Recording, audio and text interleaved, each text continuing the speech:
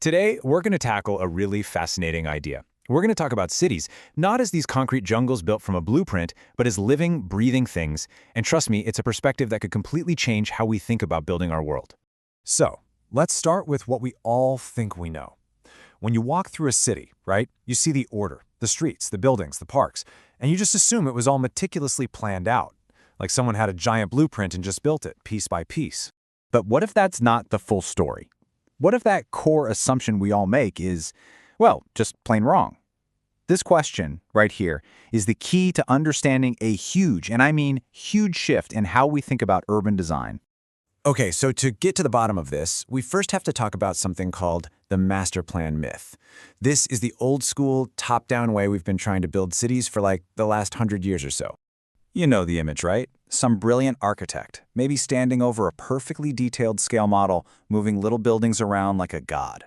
It's this idea of a single, all-encompassing vision handed down from on high as a finished, perfect project. Now, this top-down approach actually has a name. It's called the overdetermined approach. And it's basically the belief that you can and you should design every single little detail in advance, from the doorknobs to the highways, all to force a very specific, predetermined outcome.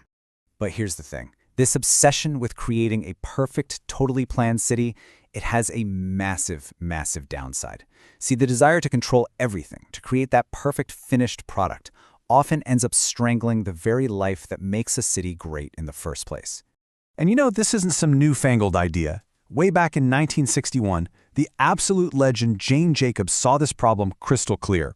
She argued that a planner's job isn't to be a dictator imposing a grand vision. No. Their job is to be a catalyst, to feed and nourish all the complex, messy, organic relationships that bubble up from the streets themselves.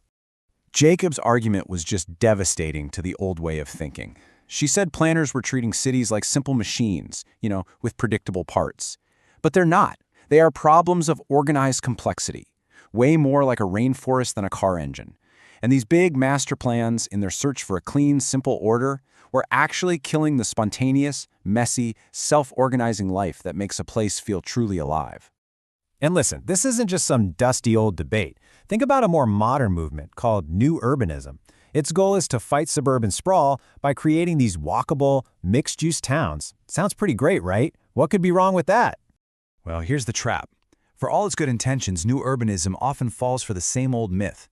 Instead of working with what's already there, it often imposes these abstract formulas from a playbook.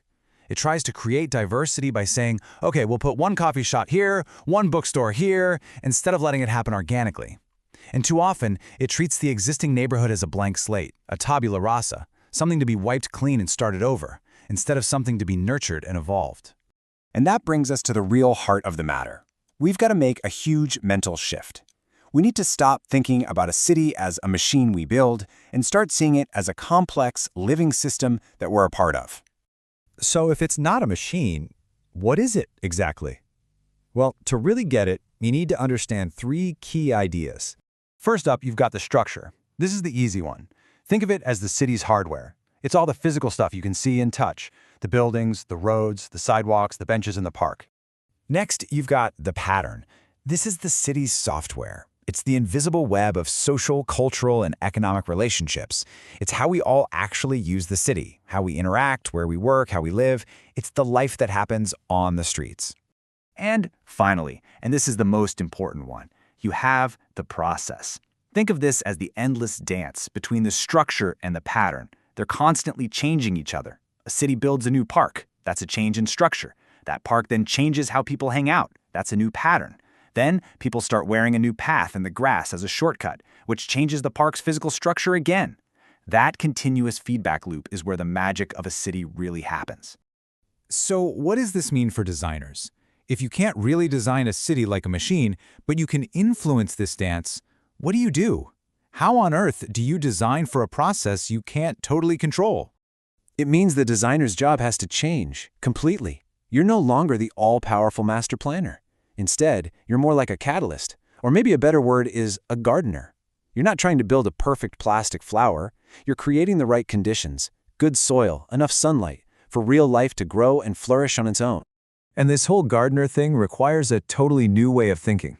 First, You stop designing for fixed functions, and instead, you design to maximize possibilities, or affordances. Second, you focus on making spaces that are adaptable, that can change over time. Third, you have to see the people living there not as consumers of your product, but as active partners in creating the city. And finally, you, the designer, have to get out from behind the computer and actually go experience the city's dance for yourself. Let's dig into that word affordance, because it's super important. Think about a low, wide wall next to a sidewalk. It doesn't have a sign on it that says, "Sit here," but its shape, its height, its location, it affords sitting. That opportunity isn't in the wall, and it isn't in you. It's in the relationship between you and the wall. Great design doesn't tell people what to do, it just offers up a whole landscape of these affordances and invites people to be creative. Okay, so let's wrap all of this up.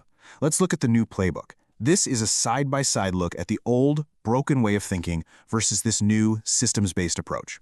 Man, the difference is just night and day, isn't it? The old approach tried to determine an outcome. The new one just gives the living system a little nudge. The designer goes from being this detached, remote observer to someone who's actually in the mix.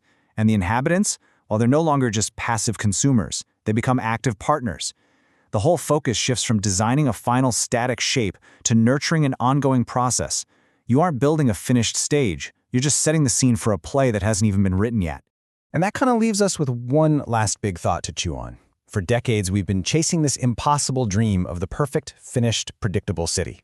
But what if we've had the wrong goal this entire time? What if the true purpose of design isn't to create a city that's perfect, but to help nurture a city that is perfectly, wonderfully, and unpredictably alive?